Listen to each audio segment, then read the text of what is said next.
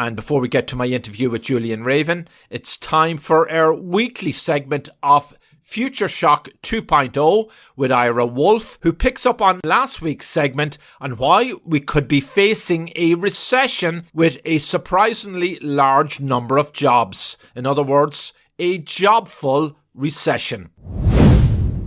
Ira Wolfe, welcome back for Future Shock 2.0. We had a lot of people requesting more information on this jobful downturn you spoke about on our last segment. Tell us who's going to be the winners and losers here. Yeah, thanks, John. Jobful downturn compared to a jobless recovery.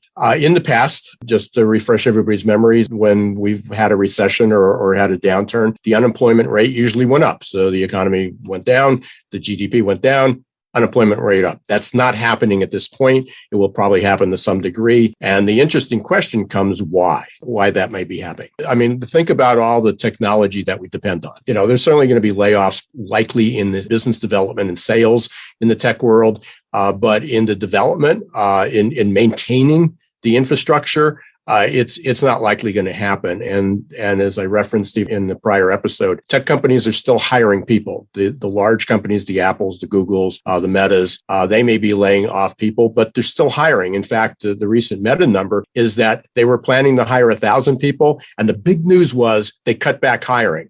They're still hiring 7,000 people. They're not hiring 10,000, they're hiring 7,000. Still a lot of people that are going to be hired when they're not available. They're still not available. Then we can look at healthcare.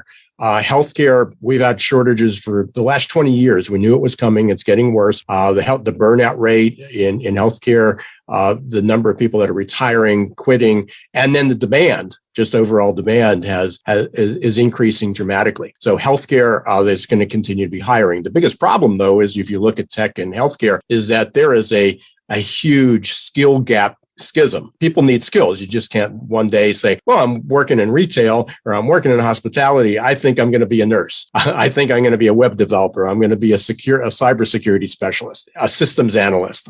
You need training. You may not need a 4-year college degree, but you're going to need some additional training and skills to be able to do that. That was Ira Wolfe. He's a workforce trends expert, author, top 5 global thought leader on the future of work and HR. And Ira is also host of the popular podcast Geeks, Geezers and Googleization. And we'll have more from Ira next week.